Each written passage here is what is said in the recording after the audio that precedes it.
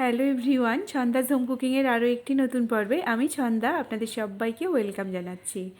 আজকে আমি আরও একটা নতুন রেসিপি নিয়ে চলে এসেছি। 1 কাপ সুজি আর হাফ কাপ দই দিয়ে আজকে আমি আপনাদের বানিয়ে দেখাবো দুর্দান্ত মুখরোচক একটা ঘিয়ে ভাজা খাবার। অসাধারণ একটা রেসিপি আর খেতে দুর্দান্ত লাগে, ঝটপট তৈরিও হয়ে যায়। রেসিপিটা যদি ভালো লাগে তাহলে আপনাদের পরিচিত সকলের সাথে শেয়ার করে দেবেন আর একটা লাইক অবশ্যই দেবেন। তো সময় নষ্ট না করে চলুন দেখে নেওয়া যাক রেসিপিটা। আমি এখানে 200 গ্রাম সুজি নিয়েছি আর এর সাথে নিয়েছি 100 গ্রাম দই। দইটা আমি টক দই নিয়েছি আর সুজিটা নর্মাল যে সুজি হয় সেই সুজিটা নিয়েছি। প্রথমে আমি সুজি আর দই একসাথে মিক্স করব। তো সুজিটা আমি একটা মিক্সিং বোলে নিয়ে নিলাম। এখন আমি এর সাথে দইটা দিয়ে দিলাম। সুজি নিয়েছি 200 গ্রাম আর দই নিয়েছি 100 গ্রাম, মানে সুজির হাফ কোয়ান্টিটি আমি দই নিয়েছি। এবারে সুজি আর দইয়ের সাথে অল্প অল্প করে জল মিক্স করে একটা সুন্দর ব্যাটার রেডি করে নেব। জলটা একেবারে আমি ঢেলে দেব না, অল্প অল্প করে জল মিক্স করে একটা সুন্দর ব্যাটার রেডি করে নিয়েছি। এখন আমি এর সাথে দিয়ে দিচ্ছি স্বাদ মতো নুন আর দিয়ে দেব চিনি। এখানে আমি চিনি 1.5 চামচ ব্যবহার করেছি, কারণ এটা একটু মিষ্টি মিষ্টি হলেই ভালো লাগে। তো চিনির কোয়ান্টিটি আপনারা আপনাদের পছন্দ মতন কম বা বেশি করে নিতে পারেন। নুন আর চিনি দেওয়ার পর আবারও খুব ভালো করে মিক্স করে নেব। কনসিস্টেন্সিটা কিন্তু একটু ঘন হবে, বেশি পাতলা হবে না। এরপরে এটা আমি ঢাকা দিয়ে 15 মিনিটের জন্য রেস্টে রেখে দেব। তাতে করে সুজিটা একদম নরম হয়ে যাবে আর বেশ খানিকটা ফুলেও যাবে। এখন আমি 15 মিনিট পরে ফিরে এলাম। দেখুন সুজিটা অনেকটাই ফুলে গেছে আর কনসিস্টেন্সিটাও অনেকটা ঘন হয়ে এসছে। এখন আমি এর সাথে বাকি ইনগ্রিডিয়েন্টসগুলো মিক্স করব। তো প্রথমে আমি দিয়ে দিচ্ছি গাজর। এখানে আমি 1 বাটি গাজর গ্রেট করে নিয়েছি। গ্রেটারের যে বড় হোলটা আছে ওই হোলটা দিয়ে আমি গ্রেট করে নিয়েছি।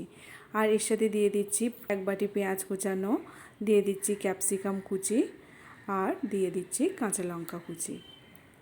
গাজরটা শুধু আমি গ্রেট করে নিয়েছি আর বাকি জিনিসগুলো আমি কুচিয়ে নিয়েছি। যেহেতু গাজর একটু শক্ত হয় তাই গাজরটা গ্রেট করে দিয়েছি। আর ওর সাথে দিয়ে দিলাম গোলমরিচ গুঁড়ো। গোলমরিচ গুঁড়ো দেওয়ার পর আবার একটু জল দিয়ে দিলাম। জল দিয়ে এটা ভালো করে ঘেঁটে সুন্দর ব্যাটার রেডি করে নিয়েছি। এখন চলুন যাই গ্যাসের কাছে।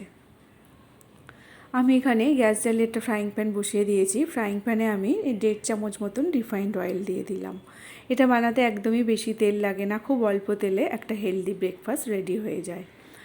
তেলটা গরম হয়ে যাওয়ার পর আমি এখন ব্যাটারটা একটা হাতায় করে নিয়ে এইভাবে পুরো প্যানে স্প্রেড করে দেব। বেশ একটু মোটা করে দিতে হবে, তাহলে খেতে ভাল লাগবে। তো মোটা পাতলাটা আপনারা আপনাদের পছন্দ অনুযায়ী করে নিতে পারেন। ব্যাটারটা দেওয়ার পরে এটা আমি ঢেকে দেব। গ্যাসের ফ্লেমটা কিন্তু একদম লোতে থাকবে। লো ফ্লেমে এটা আমি এক সাইড 2 থেকে 3 মিনিট মতন হতে দেব। যখন দেখবেন যে ওপরটা শুকিয়ে এসছে তখন আমরা এই সাইডটা উল্টে দেব। এই সাইডটা উল্টে দেওয়ার পর এই চারদিক দিয়ে আবারও একটু তেল দিয়ে দেব, ওই হাফ চামচ মতন তেল দিয়ে দেব। তেল দেওয়ার পর এদিকটা আবারও ঢেকে দেব। যেহেতু এটা আমি মোটা করে বানাচ্ছি তাই একটু ঢেকে দিলাম। ঢেকে দিলে ভেতর থেকে খুব ভালো করে এটা রেডি হয়ে যাবে, ভেতরে কাঁচা কাঁচা থাকবে না। তো এটা এখন আমি আর একটু এপিট ওপিট ভালো করে ভেজে নেব। নিয়ে এটা আমি এখন গ্যাস থেকে নামিয়ে নেব। এটা এখন আমার রেডি হয়ে গেছে। তো আপনারা চাইলে এই অবস্থাতেও খেতে পারেন। এটা একদম প্যানকেকের মতন হয়ে গেছে। এটাকে প্যানকেক হিসাবেও খেতে পারেন, বাট এটাকে আরও টেস্টি এবং আরও মুখরোচক বানানোর জন্য এটা আমি এখন অন্যরকম একটা শেপ দেব। দিয়ে এটাকে আমি ঘিয়ে ভাজবো। প্রথমে আমি এই 4-5টা কেটে নেব। এটা আমি রাউন্ড শেপে বানিয়েছি, তো এই 4-5টা কেটে নিয়ে একটা স্কোয়ার শেপ দেব। 4-5টা কেটে নিয়েছি, নিয়ে এটা আমি স্কোয়ার শেপ দিয়েছি। এটা স্কোয়ার শেপ দেওয়ার পর এটা আমি স্কোয়ার করে ছোটো ছোটো করে পিস করে নেব এরকমভাবে। আমি একটু বড় বড় সাইজ করছি, আপনারা চাইলে আর একটু ছোটো করতে পারেন। ছোট বড় সাইজ আপনারা আপনাদের পছন্দ মতন করে নিতে পারেন। এটা আমি স্কোয়ার করে কেটে নিয়েছি। এখন এটা আমি ভাজবো। তো আমি গ্যাস জ্বালিয়ে একটা ফ্রাইং প্যান বসিয়ে দিয়েছি। ফ্রাইং প্যানে আমি 2 চামচ ঘি দিয়ে দিলাম। এটা খেতে দুর্দান্ত লাগে। এটা আমি আমার মেয়ের জন্য বানাচ্ছি। আমার মেয়ে সবসময় বলে মাম্মা প্যানকেক খেতে খেতে বোর হয়ে গেছি, তাই প্যানকেকটাকেই কেটে এটা একটা আমি অন্যরকম খাবার বানানোর চেষ্টা করেছি। ভীষণই ভালো খেতে হয়, আপনারাও একবার ট্রাই করে দেখতে পারেন। যেহেতু এটাতে অনেক রকম ভেজিটেবলস থাকে তাই এটা খেতেও, এটা বাচ্চাদের জন্য ভীষণ হেলদিও হয়।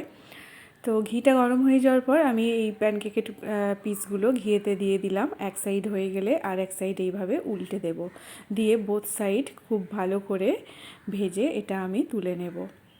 এটা ঘি দিয়ে ভাজলে, এটা অবশ্যই ঘি দিয়ে ভাজবেন, তাহলে টেস্টটা দুর্দান্ত আসবে। ভীষণই ভালো গন্ধ বেরোচ্ছে।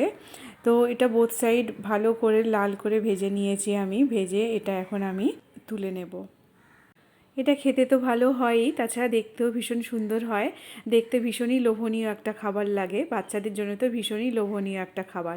বাচ্চাদের স্কুলের লাঞ্চে এইভাবে বানিয়ে দিতে পারেন, বা বড়রাও অফিসের জন্য এইভাবে বানিয়ে নিয়ে যেতে পারেন। যেমন দেখতে সুন্দর হয়, তেমন খেতেও ভীষণ ভালো হয়। আপনারা একবার এইভাবে ট্রাই করে দেখতে পারেন। এটা এখন আমি টমেটো সস দিয়ে এইভাবে সার্ভ করে দিয়েছি। আপনারাও এইভাবে টমেটো সস দিয়ে খেতে পারেন, বা শুধু শুধুও খেতে পারেন। রেসিপি ভালো লাগলে একটা লাইক অবশ্যই দেবেন, আর আপনাদের চেনা পরিচিত সকলের সাথে শেয়ার করে দেবেন। দেখা হবে পরের এপিসোডে। Thank you so much.